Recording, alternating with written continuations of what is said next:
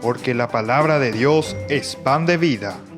Presentamos Ñande Yara Ñe, estudio bíblico con el Padre Víctor Luis Cabañas, sacerdote de la Arquidiócesis de la Santísima Asunción. Ordenado sacerdote en el año 1994. Doctor en Sagradas Escrituras de la Universidad Salesiana de Roma, Italia. Profesor de Teología en la Universidad Católica Nuestra Señora de la Asunción. El programa de hoy es presentado por Supermercado San Cayetano, su lugar de compras en Luque.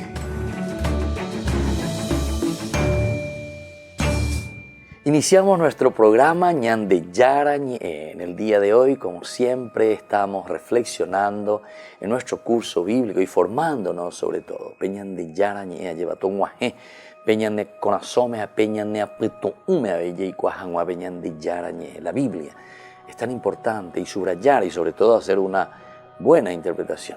Anila yagüero sapucainte la Biblia ya pea moa lleva. Pero verdaderamente cuál es el sentido profundo de la palabra de Dios. Y de eso tenemos que estar bien seguros.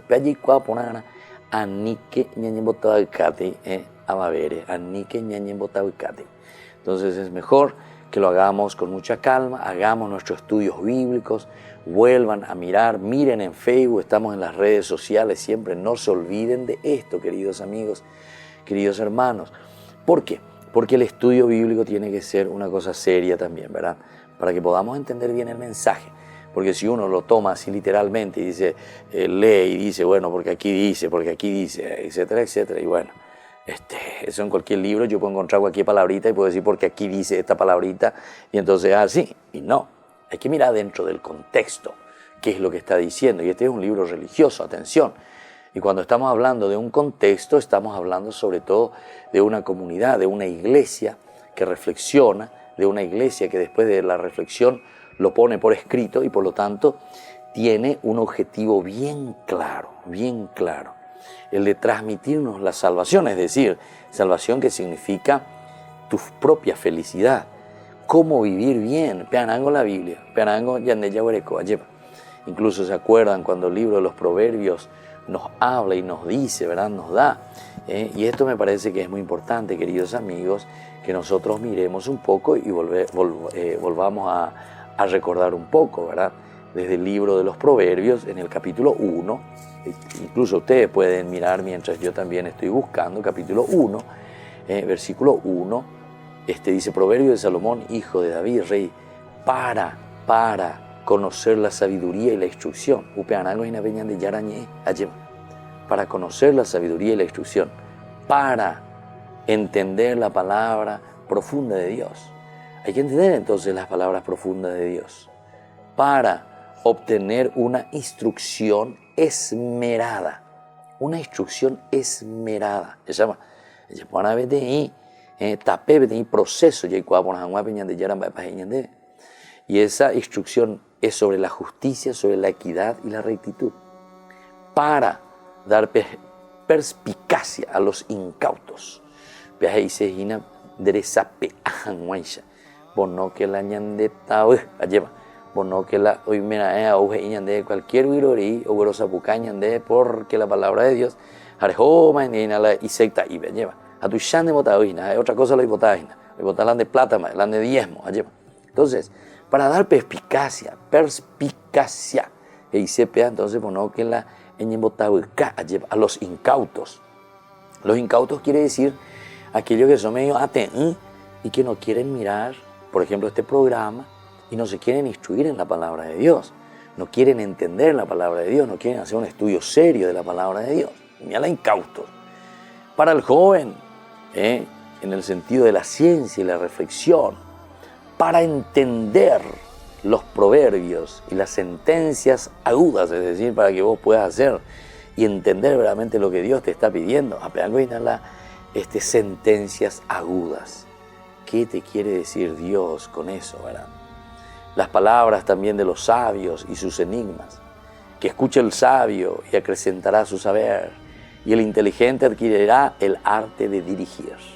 Y bueno, así sigue entonces este libro de los Proverbios. Pero todo esto lo decía a raíz, ¿verdad?, de estas leyes también que nosotros estamos leyendo aquí desde el capítulo 20 del Éxodo, versículo 22, que llega hasta el 23-33.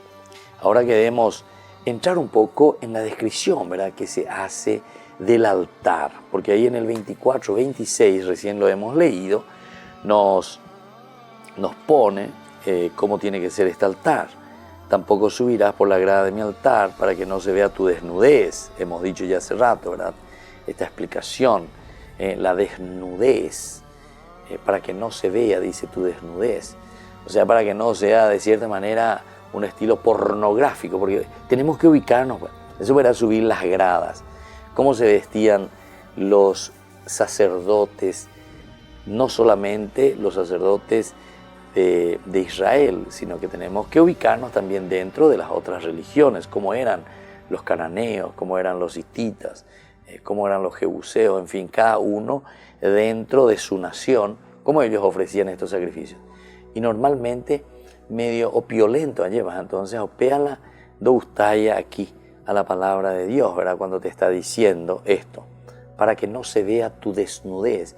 Quiere decir que no sea un espectáculo, más bien que te lleve a otras cosas, ¿verdad?, sino que aquí lo importante es el centrarse, el mirar, el entender que a través de ese holocausto o a través de ese sacrificio se está rezando, se está teniendo esa relación directamente con Dios. Eso es lo que te está queriendo decir, ¿verdad? Y por eso estas prescripciones. Ahora, en el 24-26, entonces, este altar, me harás un altar de tierra, dice, un altar de tierra. Y sobre él ofrecerás tus holocaustos y tus sacrificios de comunión, tus ovejas, etcétera, etcétera. Ahora, cuando se describe este altar, se parece muchísimo a lo que nosotros encontramos también ya en ese altar que Abraham fue el primero, ¿verdad? Miren un poco Génesis capítulo 12. Allí también nosotros encontramos el altar que erige Abraham para poder ofrecer su holocausto. Capítulo 12, versículo 7, que nos dice, ahí después de encontrarse con el Señor. Y el Señor se apareció a Abraham y le dijo, yo daré esta tierra a tu descendencia. Allí Abraham erigió un altar al Señor que se le había aparecido. Bueno, entonces erige ese altar. Aquí también el Señor le está pidiendo que erija un altar. Jacob también construye un altar. Todos ellos van construyendo un altar. Esto encontramos en Génesis 35. Que mañana precovaina la vende Biblia. Lleva. Entonces, capítulo 35, versículo 1, justamente. Dios dijo a Jacob, sube a Betel y permanece allí. Levanta allí un altar al Señor tu Dios que se te apareció cuando huías de tu hermano Esaú. El altar, nosotros ya hemos en una de nuestras clases bíblicas hemos hablado, ¿verdad?, sobre el altar, que no es simplemente un símbolo, es un símbolo externo que es muy importante, ¿verdad?, pero sobre todo más que un símbolo, es esa representación directa, ¿verdad?, de la presencia de Dios, pero en el sentido de una presencia de un Dios con quien el hombre hace un pacto, el berit. Entonces es por eso que enseguida, normalmente, tanto Abraham, Jacob, ¿verdad?, erigen un altar como ese símbolo de nuestro pacto, de nuestro berit. Entonces va mucho más allá. No es simplemente un mirar y decir, bueno, aquí erigió un altar, aquí hizo un altarcito y listo. Entonces como un nichito aquí que me hace recordar. No, sino que aquí hay algo más, ¿verdad? O sea, como decir, verdaderamente aquí está la presencia de Dios en este pacto con Él.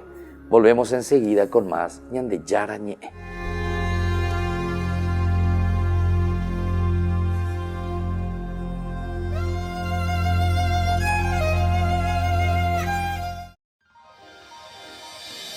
San Cayetano Comercial, tu lugar de compras en Luque. Carnes, panificados, frutas y verduras, ropería y muchas, pero muchas cosas más. Ventas al por mayor y menor. Encontranos en Facebook y dale me gusta para enterarte de las mejores ofertas. San Cayetano Comercial SRL. En estas vacaciones de julio, la Fundación Ñandeyara Ñe'e te invita a participar de la peregrinación al santuario de Nuestra Madre de Luján. Les invitamos a participar juntos como familia. Al mismo tiempo estaremos visitando la ciudad de Buenos Aires, el Parque Tierra Santa y también el Parque Teimaquén. Como familia, démonos esta posibilidad de compartir juntos un momento del hacer y un momento también de oración y de encuentro con el Señor. Les invitamos a todos y les esperamos. Comuníquense, como siempre, a nuestro número telefónico 0981 50 50 36.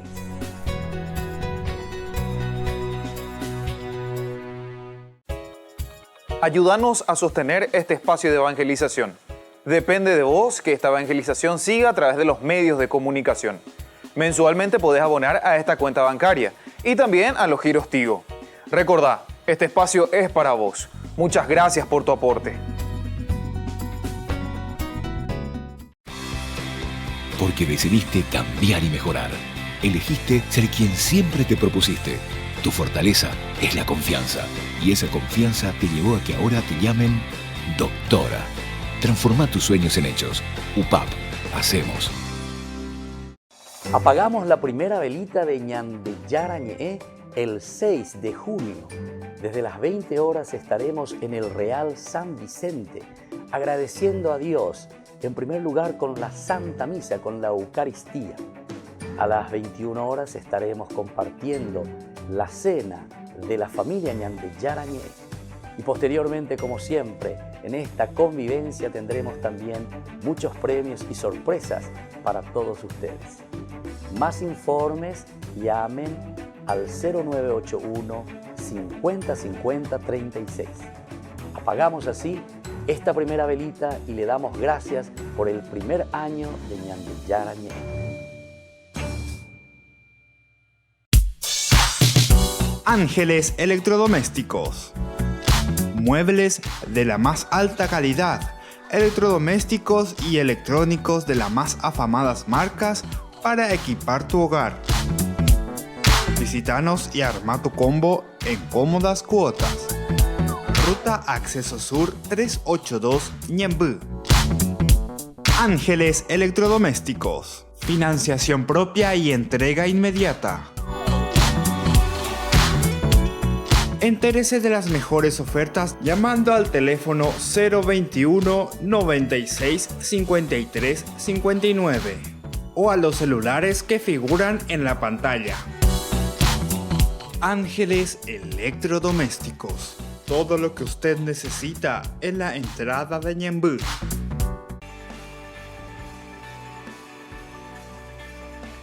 Seguimos con Ñandeyara Ñe'e. Estamos reflexionando sobre el altar en este momento, ¿verdad?, que se está presentando. Y decíamos que el altar que aquí encontramos del versículo 24 al 26 nos está diciendo que se parece mucho a aquel altar también, o sea que Dios le pide a Abraham que erija un altar, también aquel altar que le pide a Jacob. Eso encontrábamos en Génesis 35:1, y sobre todo el significado que no es simplemente un signo, símbolo nada más, sino que es una presencia real también de ese berit y de esa confianza que pone el hombre en Dios, y Dios que sobre todo pone su confianza en el hombre, ¿verdad? Y entonces sella ese pacto, ese berit con el hombre.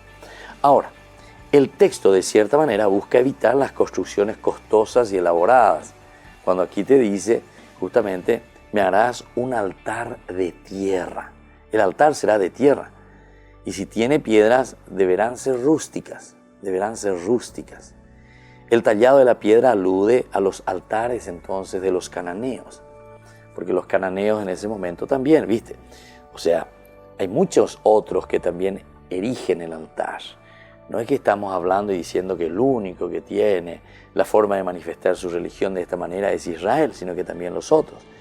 Y ellos estaban así edificando sus altares de una forma hermosísima, ¿verdad? Muy labrados, con la decoración, con sus ídolos.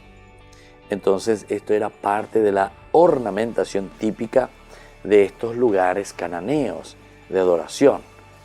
Entonces, dos indicaciones muy importantes, sorprendentes verdaderamente. La primera es que será Dios mismo quien establezca dónde se construirá el altar.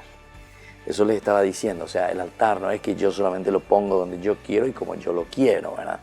Por lo menos eso es lo que la palabra de Dios, la Biblia aquí nos está diciendo. Como dándole la importancia y el lugar debido. Lo que nosotros estamos haciendo entonces no es porque nosotros hemos decidido o porque nosotros hemos querido o por una iniciativa humana. Por ahí está apuntando entonces el autor sagrado. Les vuelvo a reiterar otro elemento que encontraremos, pero más adelante en el libro, en los libros históricos. Justamente siempre será Dios el que elige el lugar, incluso elige donde Él se va a manifestar. Eso después será con respecto al templo de Jerusalén. En los libros históricos dice, Dios mismo elige y les dice, bueno, ahí Jerusalén es el lugar donde yo me voy a manifestar. Incluso después en la relectura que se va a hacer en el Nuevo Testamento, ¿cuál es la manifestación del amor máximo? San Juan, también el evangelista, nos habla, pero especialmente y de una manera sorprendente, cuando nos presenta, ¿verdad?, que Jesús muere en Jerusalén. En Jerusalén es la ciudad donde Dios se tenía que revelar. Y bueno, Jesús justamente entonces muere en Jerusalén. ¿Por qué Jesús no muere en Nazaret? ¿O por qué Jesús no muere en Belén? ¿O por qué Jesús no muere, no sé, en Galilea, en Cafarnaún? Porque también por ahí tenía enemigos, por ahí también tenía gente que no estaban de acuerdo, ¿verdad?, con Jesús. Pero sin embargo, a él lo matan en el momento de la Pascua, se dan cuenta, en el momento exacto de la Pascua, y también en Jerusalén. Y bueno, son estos elementos teológicos que nos presenta la Biblia desde el Antiguo Testamento y nos está diciendo que el lugar donde Dios se iba a revelar siempre fue Jerusalén. Aquí nosotros estamos diciendo y estamos hablando que donde tiene que erigirse el altar, ahora estamos en la cuestión del altar, es ese lugar donde Dios ha elegido. Es siempre Dios entonces el que toma la iniciativa. Por lo tanto, en el contexto general de la narración, no parece que se refiera a un altar único y exclusivo, sino imitando el estilo de las narraciones de los patriarcas. Entonces, el autor sagrado va en una forma sistemática repitiendo lo mismo, lo que Dios le pidió a Abraham, lo que Dios le pidió a Jacob, lo que Dios entonces le pide a los demás, también le está pidiendo aquí a Moisés de la misma manera. A un lugar de adoración que luego no se volverá a mencionar. Reservarse el derecho de indicar el lugar tal vez sea una forma de evitar la proliferación de altares. Otro elemento que tenemos que tener en consideración. ¿Escucharon lo que decíamos? Esta forma de decir, Dios mismo dice, aquí vas a, aquí, venimos iraña del altar. Pero ¿por qué justamente es Dios el que dice, aquí vas a poner el altar? Porque justamente cualquiera puede levantar un altar en cualquier lugar donde le guste y donde le plazca. Es lo mismo que nosotros decimos, entonces es una comunidad, es una iglesia la que determina y dice, bueno, aquí verdaderamente vamos a hacer nuestro lugar de culto. Este es el lugar donde verdaderamente nosotros nos vamos a encontrar como comunidad. Entonces, ñande atea lleva todos juntos como comunidad.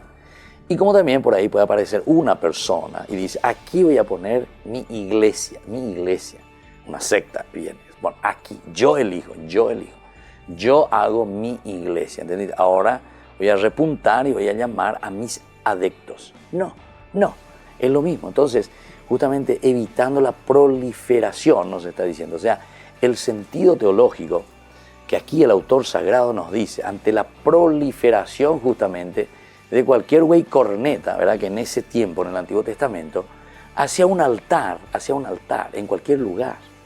Y eso es lo que el rey Josías después va a ir eliminando. No quiero que existan otros altares, sino que después él lo va a centralizar, ¿verdad?, lo va a centralizar en un lugar.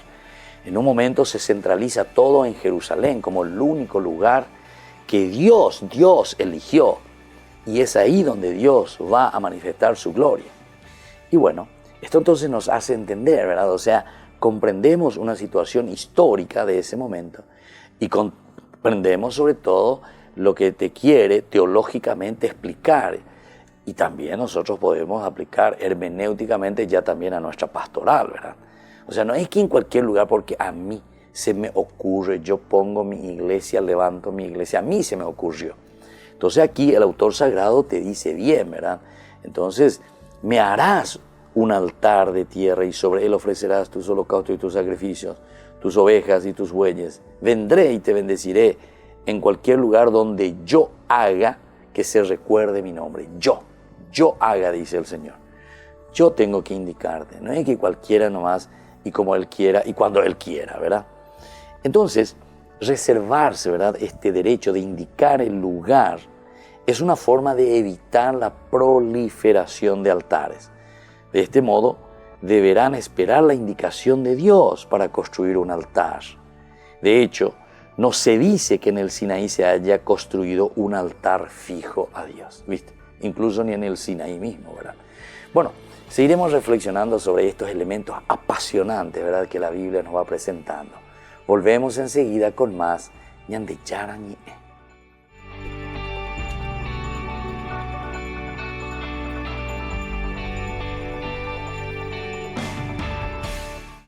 En estas vacaciones de julio, la Fundación Ñande Yarañe te invita a participar de la peregrinación al santuario de Nuestra Madre de Luján.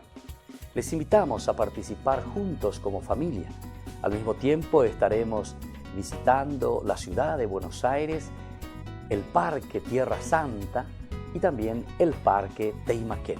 Como familia, démonos esta posibilidad de compartir juntos un momento del hacer y un momento también de oración y de encuentro con el Señor.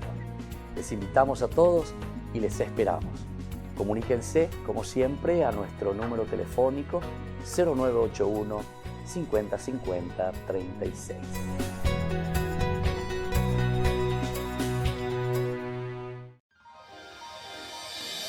San Cayetano Comercial, tu lugar de compras en Luque. Carnes, panificados, frutas y verduras, ropería y muchas, pero muchas cosas más. Ventas al por mayor y menor. Encontranos en Facebook y dale me gusta para enterarte de las mejores ofertas. San Cayetano Comercial SRL. Ayúdanos a sostener este espacio de evangelización. Depende de vos que esta evangelización siga a través de los medios de comunicación. Mensualmente podés abonar a esta cuenta bancaria y también a los giros Tigo. Recordá, este espacio es para vos. Muchas gracias por tu aporte.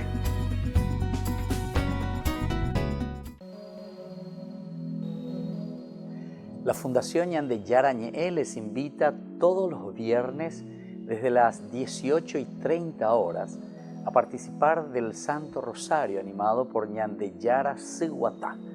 Luego tendremos, como siempre, nuestra Eucaristía en la Iglesia Catedral Esto Todo de Asunción. Nos encontramos allí sobre Mariscal López e Independencia Nacional, nuestra iglesia. Todos estamos invitados. Recemos por nuestras comunidades, especialmente las más necesitadas, y por nuestros enfermos.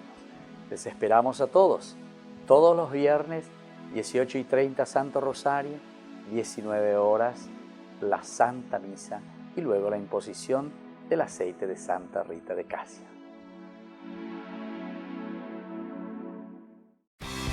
Porque decidiste cambiar y mejorar.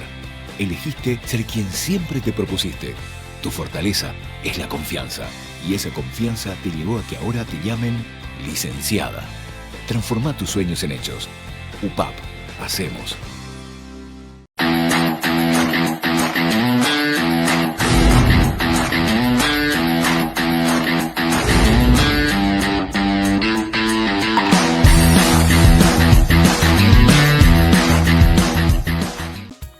Fundación Ñande Yarañe presenta el estudio bíblico modular. Todos los lunes, estudio de temas bíblicos de 20 a 21 horas. Sábados, estudio de capítulos bíblicos de 8:30 a 9:30 horas. Animador, Padre Víctor Luis Cabañas, doctor en Biblia. Te esperamos en la Casa de las Hermanas Vicentinas, Jejuí 1059 Casi Colón. Para más información, comunicarse al 0981 50 50 36. Estudio Bíblico Modular Ñandi Yarañe.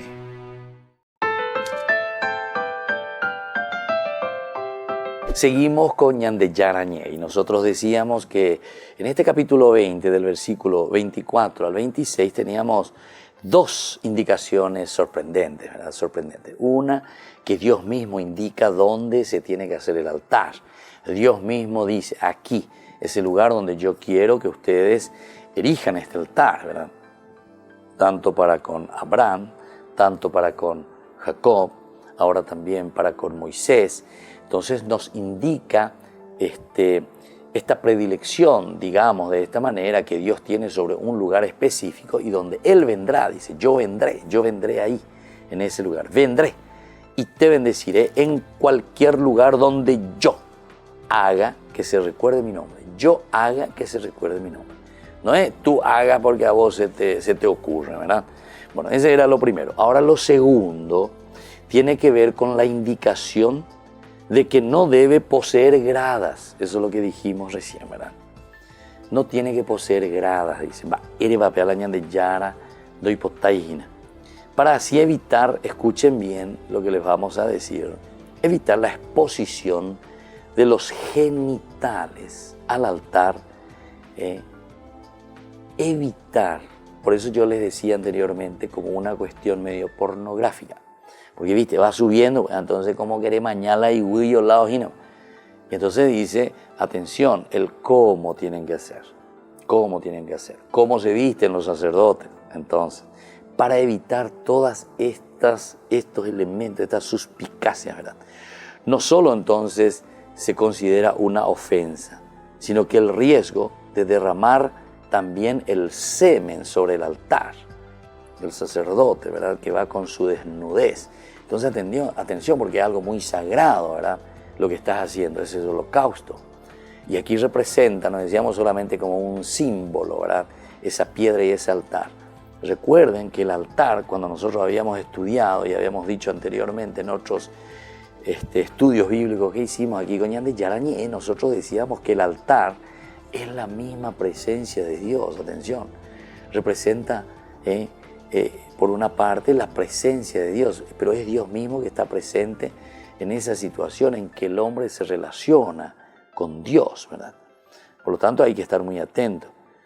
Evitar, dice, no solamente una ofensa contra Dios, sino también evitar un riesgo.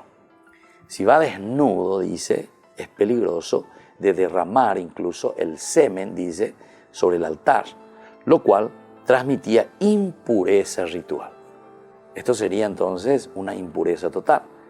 Entonces todo lo que estamos haciendo, todo lo que estamos ofreciendo, todo lo que estamos diciendo que es un encuentro con Dios, un encuentro, un pacto, ¿verdad? Renovando ese pacto con Dios, entonces se vuelve en algo impuro, ¿verdad? Este es el significado profundo, ¿verdad? Que tiene aquí el autor sagrado y nos quiere transmitir. De esta manera, esto obligaba a los sacerdotes a vestirse los pantalones de cierta manera, a vestirse verdaderamente, o sea, no estar desnudos. Pero recuerden que normalmente las otras tribus, las otras aldeas, digamos, las otras religiones, los cananeos, los hititas, etcétera, etcétera, normalmente sus sacerdotes estaban prácticamente desnudos, o sea, tenían estilo taparrabos simplemente, ¿verdad?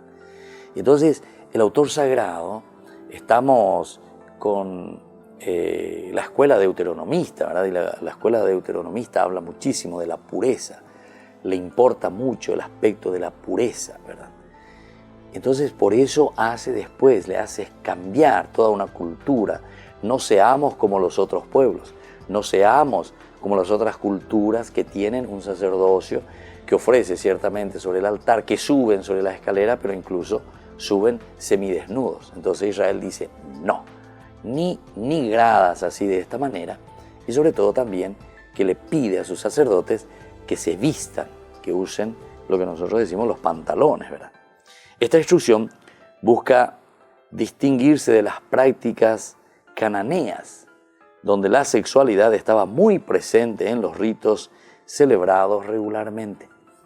Pero entonces entra nomás luego dentro de la cultura cananea, porque los cananeos entonces tenían esta forma de ofrecer sus holocaustos, o sea, mucha desnudez, mucha sensualidad, digamos, en los ritos, ¿verdad?, que ellos ofrecían, en estos ritos que celebraban regularmente.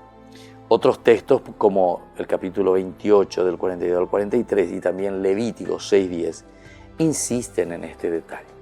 Vamos a mirar entonces el capítulo 28, ¿verdad?, del Éxodo, que va a volver a insistir. 28, decíamos, del 42 en adelante. Nos dice justamente de esta manera. También dice, les harás unos pantalones de lino para cubrirse desde la cintura hasta los muslos.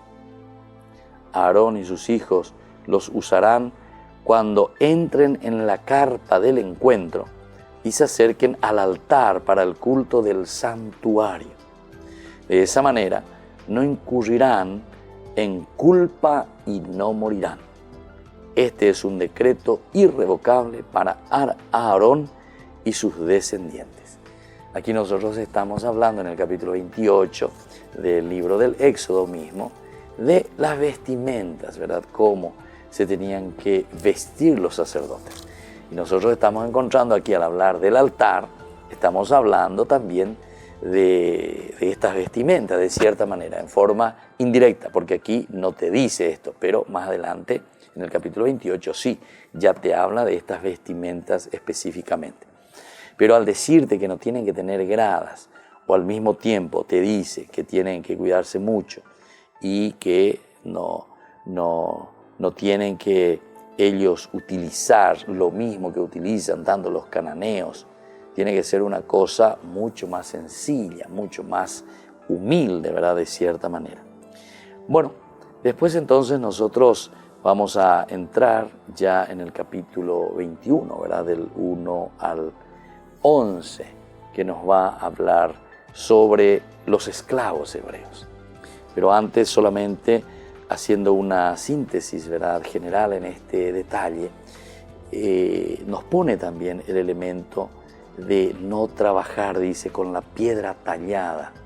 Ya dijimos en nuestro estudio que esto significa no traer elementos costosos, no despilfarrar de cierta manera, porque aquí la centralidad va a ser siempre Dios. La centralidad de todo tiene que dirigirse más bien hacia un encuentro personal con Dios y no quedarse simplemente en lo externo. Por eso después va a hablar incluso de estas piedras talladas, que de cierta forma para el autor sagrado es como una distracción. Bueno, volveremos enseguida con más Ñande Yarañé.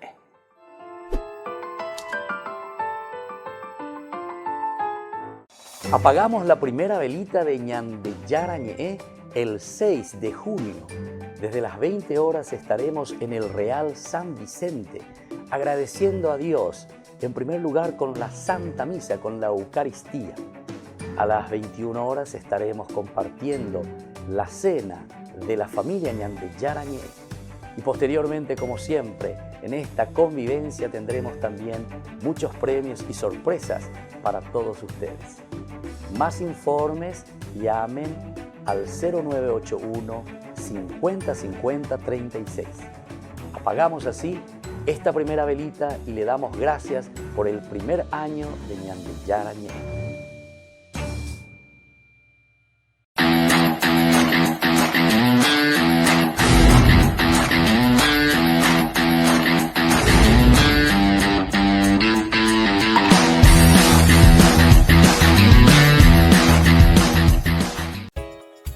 Ayúdanos a sostener este espacio de evangelización.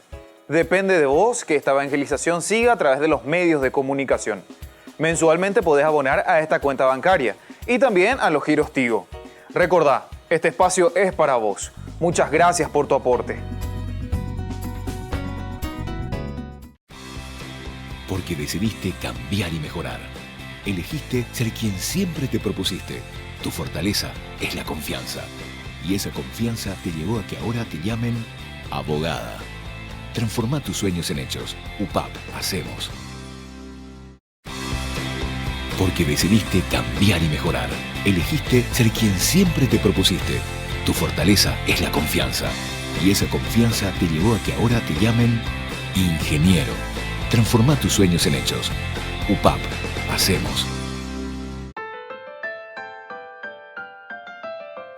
Volvemos con Ñandeyarañe. Estamos en esta oportunidad en compañía del padre Cristino Bonner. Él es el rector del Seminario Nacional del Paraguay.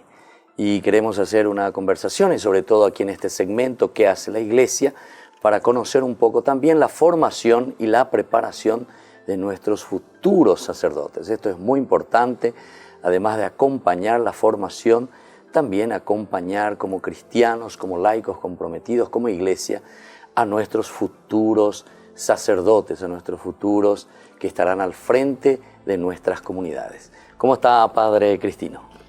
Muy bien, Padre.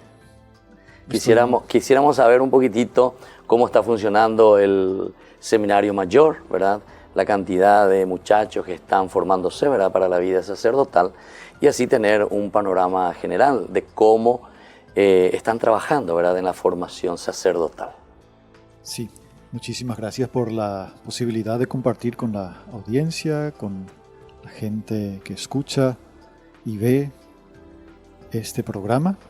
Sí, tenemos un grupo lindo, un grupo grande de seminaristas que provienen de todo el país, de todas las diócesis. Tenemos un grupo de casi 130 seminaristas aquí en la sede de Asunción, que son acompañados por un grupo de 9 sacerdotes liberados totalmente por sus obispos para la formación en seminario mayor. Además tenemos 40 y tanto, un poco más que 40 seminaristas en la sede que funciona en Caacupé, que es también parte de esta casa de formación. Allí acompañan 4 sacerdotes la formación. Es una experiencia preciosa, un año en Caacupé y son 7 años aquí en la sede de Asunción. 7 años distribuidos en 3 primeros años que normalmente lo conocemos como la etapa de filosofía, y hoy con el documento de la nueva ratio para la formación de los futuros sacerdotes se conoce esa etapa como discipulado, es decir, seguimiento a Cristo, conocerle a Él y no dar todo el peso sobre el aspecto intelectual. Lo mismo vale para el aspecto de teología, que son los 4 últimos años. Esa etapa es conocida como la etapa de la configuración, configurarse con Cristo pastor. Es un poco la imagen, un poco la novedad también del nuevo documento que ha emitido la Congregación para el Clero el 8 de diciembre del año 2016. Es decir, estamos recién empezando con esto, pero ya lo estamos aplicando en el seminario y cambia un poquitito la forma de ver, la forma de enfocar y la forma de acompañar a nuestros seminaristas. Padre Cristino, ahora una preguntita. De acuerdo a su experiencia, ¿verdad?, que está ya muchos años ahí al frente de nuestro seminario nacional, ¿verdad?, ¿cómo usted le ve a los seminaristas?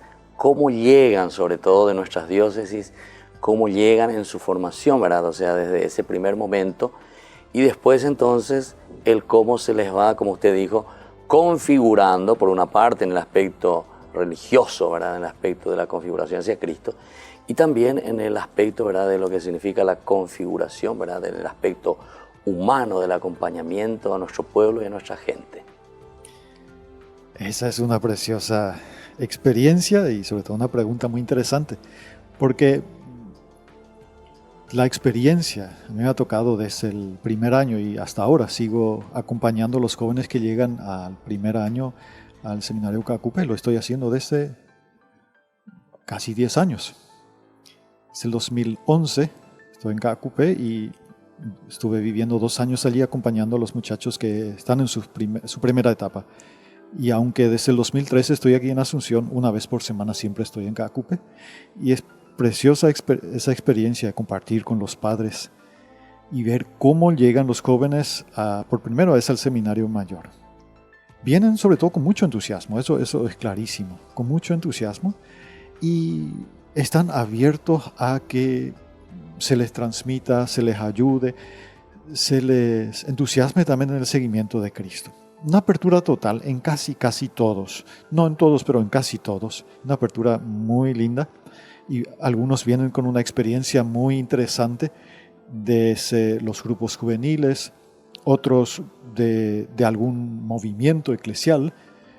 Otros, sin embargo, tienen menos experiencia, pero la primera etapa del seminario es preciosa por el tema de la enseñanza en el catecismo, pero sobre todo, antes que la dimensión espiritual, es la dimensión humana la que más se trabaja. Y esa sí es la experiencia desde el primer momento que se trabaja hasta prácticamente el final. Pero el propedéutico quiere ser esa entrada en la parte de formación humana y un poquitito adentrarse en el aspecto religioso, no en demasía todavía, y no tanto tampoco en la existencia, la dimensión intelectual, sino la dimensión humana es la base de todo. Y eso se sigue en la etapa del discipulado con mucha profundidad. Se intenta, al menos somos acompañados no solamente por los padres formadores, ni solamente por los padres espirituales, sino también hay psicólogos que nos acompañan y acompañan a los jóvenes en esta dimensión, aparte de otros especialistas que están cuando se los necesite. Es una experiencia bastante integral, al menos lo que se intenta hacer en el seminario. Y en el aspecto teológico, ¿cómo podríamos decir que es un poco la formación o el acompañamiento, sobre todo del aspecto intelectual?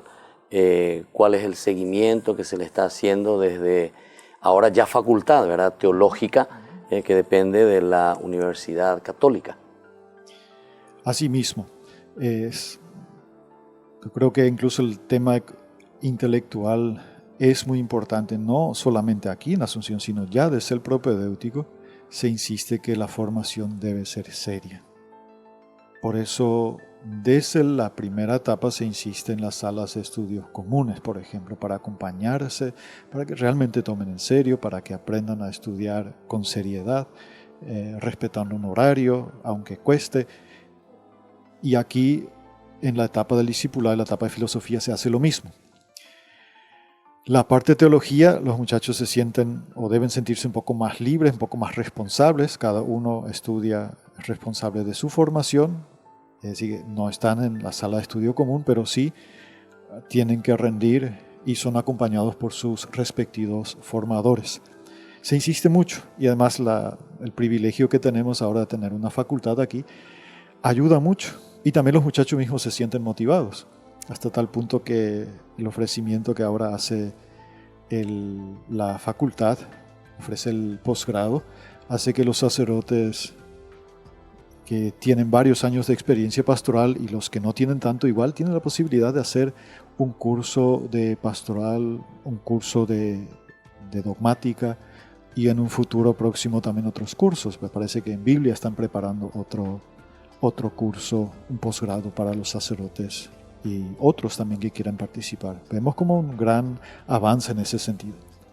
Y Padre Cristino, ¿cuál es un poco la vida, digamos así, normal, cotidiana en el seminario? ¿Qué es lo que hacen más o menos un horario así regular? ¿Cómo es en el seminario? A la pinta el horario regular es un poco algo que le cuesta un poco a los ahí en las parroquias. La regularidad. Pero no, en el seminario sí un horario de mañanita, empieza a las 6 de la mañana, unos minutos más tarde la capilla, 6:20 hasta las 7 por lo menos, 7:15 es el desayuno, y ya a las 8:15 empieza la actividad en la facultad, las clases, las 8:15. Tenemos la ventaja de tener la facultad ahí al lado, ¿verdad? En el predio del seminario. En el predio, sí. Y eso va hasta el mediodía, hasta las 12, desde el almuerzo a las 12:15, después hay un receso hasta las 14, y depende de los días, o tenemos un trabajo manual en la casa, si lunes, miércoles y viernes, Martes y jueves de tarde tenemos deportes, que es algo muy importante en la casa de formación, al menos nuestro estilo, en nuestro país. Normalmente es fútbol u otro deporte que se programa, o torneo sobre todo. Eso va hasta las 16 y las 16 en adelante es hora de estudios hasta el horario de la celebración de las vísperas. Claro. Y la Eucaristía, las 19:30 es la Eucaristía. Y en ese lapso, 16 en adelante, también es el momento donde los muchachos van a las conversaciones con los formadores, las entrevistas con los formadores, las entrevistas con los directores espirituales, con el psicólogo u otras personas que necesitan. También destinado para charlas es ese horario. Y a la noche el horario continúa, la cena a las 20:30. Las 21 es el horario de la oración de las completas, la oración nocturna. Y a las 22 sería como el silencio mayor ya Eshupe. Y empieza el descanso hasta las 6 de la mañana. Hasta el día siguiente. Sí. Y en el sentido pastoral, ¿cómo están trabajando? ¿Los mayores van ya a hacer su práctica pastoral, fines de semana, entre semana? ¿Cómo están organizando esto?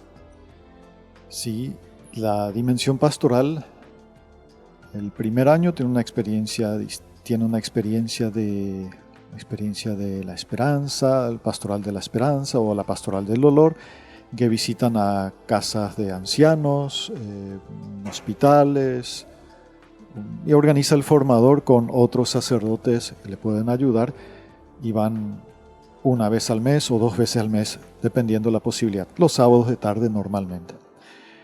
El segundo curso y el tercero, la etapa de filosofía o discipulado, van a sus servicios pastorales en capillas, en distintas capillas de algunas parroquias que fueron previamente acordadas con el párroco, van para la catequesis normalmente. Y los de teología, los 4 últimos años, van el sábado de tarde o domingo a las distintas capillas que fueron asignadas por el responsable de la pastoral del seminario. Asisten a la catequesis, o a charlas, o a celebraciones de palabra. Las necesidades concretas que hay en la capilla tratan de responder. Sobre todo, aprender. Antes que responder mucho, es aprender con la comunidad, con los catequistas, con el párroco, allí donde el párroco también tiene más tiempo. Es un poco fin de semana lo que está disponible para la pastoral de los seminaristas, pero es básico. Claro, lo básico. Muy bien, entonces así estamos conversando con el padre Cristino Bonner. Él es el rector del Seminario Nacional del Paraguay y nos cuenta la experiencia hermosa en la formación y el acompañamiento sobre todo de estos jóvenes, como él nos dice, que vienen con mucho entusiasmo siempre para iniciar esta experiencia tan linda, respondiendo a ese llamado vocacional que Dios nos hace a todos. Volvemos entonces mañana con más Ñande Yarañe, especialmente con estas entrevistas. Y ahora, para conocer, y sobre todo a ustedes les decimos también acercarse hasta el Seminario Mayor, conocer y sobre todo ayudar también para la formación de nuestros futuros sacerdotes de nuestra iglesia paraguaya. Volvemos con más Ñande Yarañe.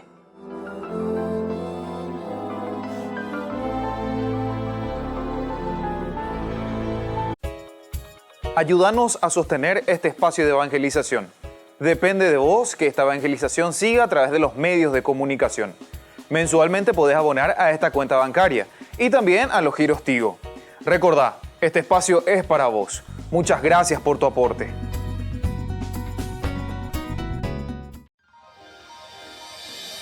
San Cayetano Comercial, tu lugar de compras en Luque. Carnes, panificados, frutas y verduras, ropería y muchas, pero muchas cosas más. Ventas al por mayor y menor. Encontranos en Facebook y dale me gusta para enterarte de las mejores ofertas. San Cayetano Comercial SRL. En estas vacaciones de julio, la Fundación Ñande Yarañe te invita a participar de la peregrinación al santuario de Nuestra Madre de Luján. Les invitamos a participar juntos como familia. Al mismo tiempo estaremos visitando la ciudad de Buenos Aires, el Parque Tierra Santa y también el Parque Teimaquén. Como familia, démonos esta posibilidad de compartir juntos un momento del hacer y un momento también de oración y de encuentro con el Señor. Les invitamos a todos y les esperamos. Comuníquense, como siempre, a nuestro número telefónico 0981 50 50 36.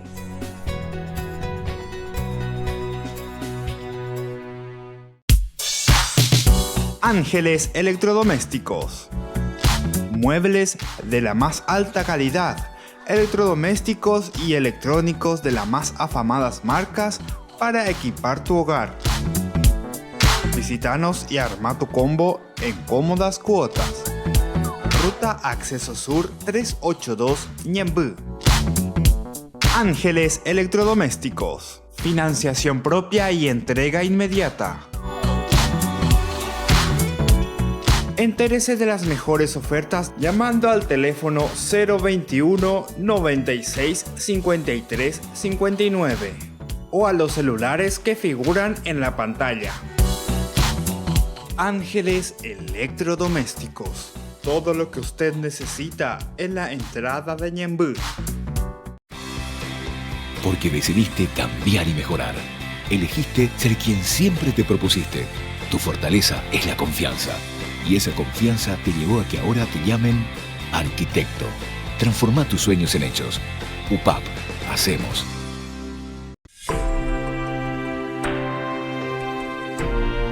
Y estamos volviendo con Ñandeyara Ñe.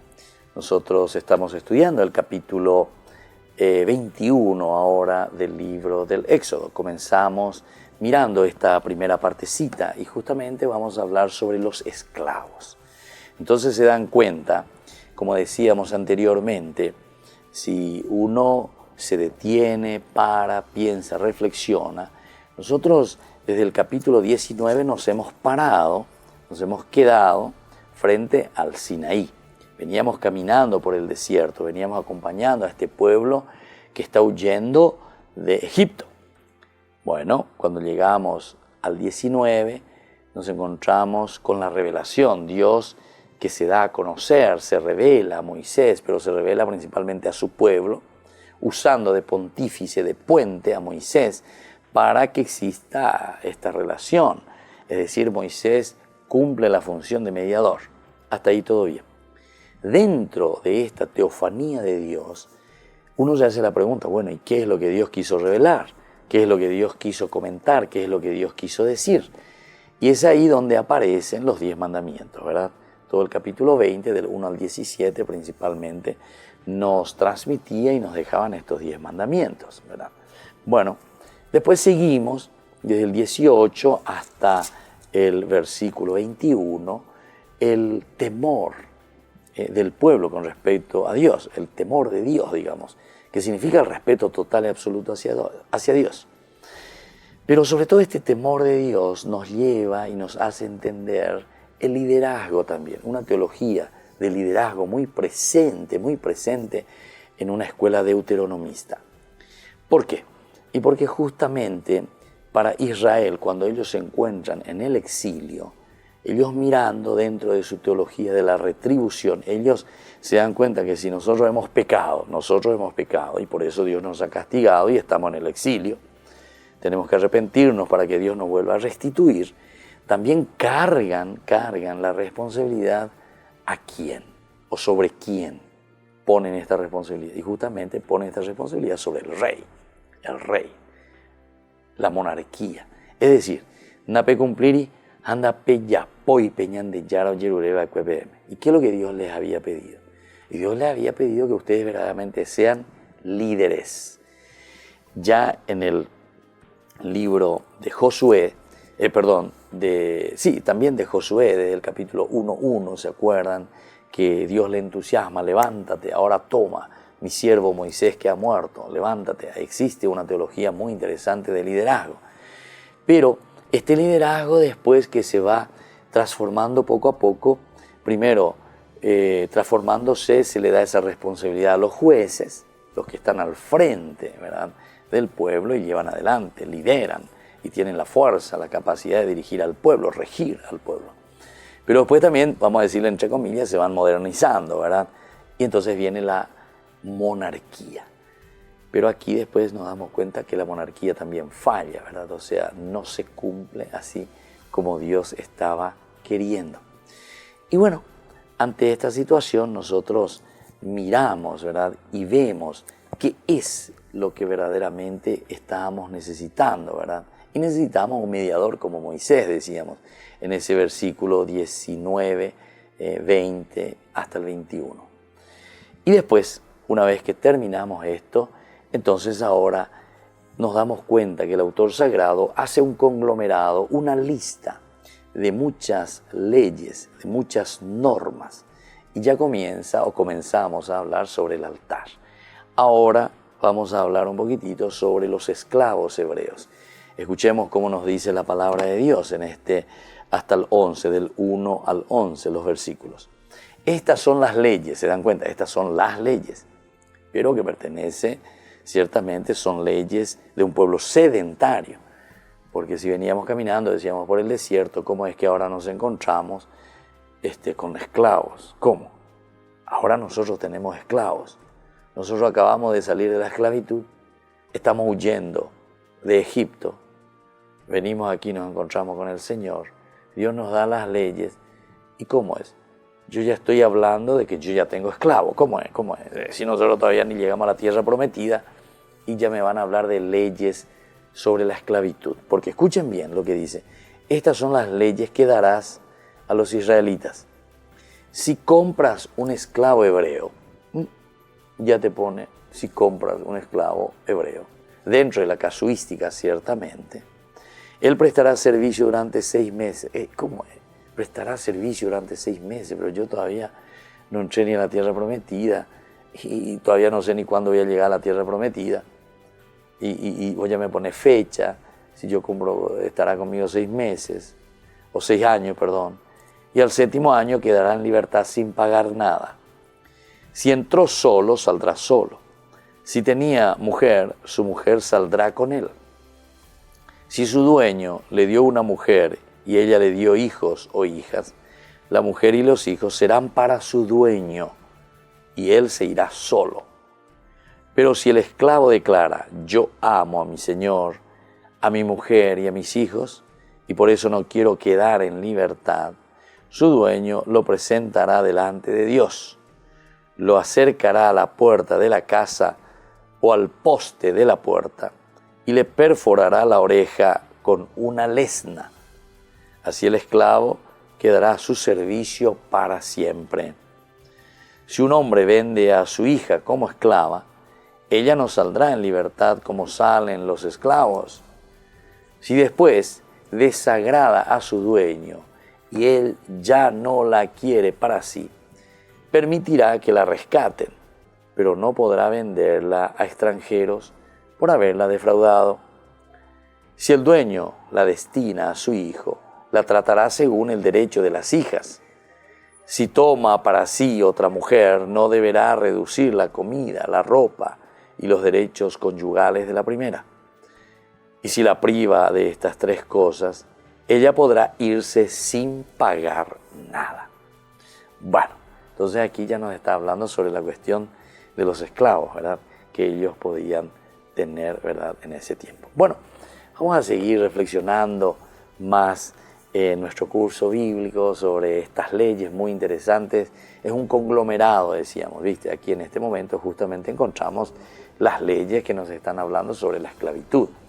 A pesar de que para nosotros es anacrónico, ¿verdad? Porque ellos están saliendo de Egipto, están saliendo de la esclavitud y ahora ya están recibiendo leyes que ellos tienen que utilizar para con sus propios esclavos. Muy bien, entonces nos despedimos por el día de hoy, les dejamos la bendición del Señor, que tengan una hermosa jornada y que el Señor siempre los acompañe a todos. El Padre, el Hijo y el Espíritu Santo.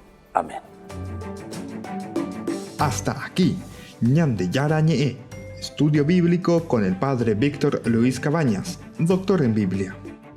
Este programa fue presentado por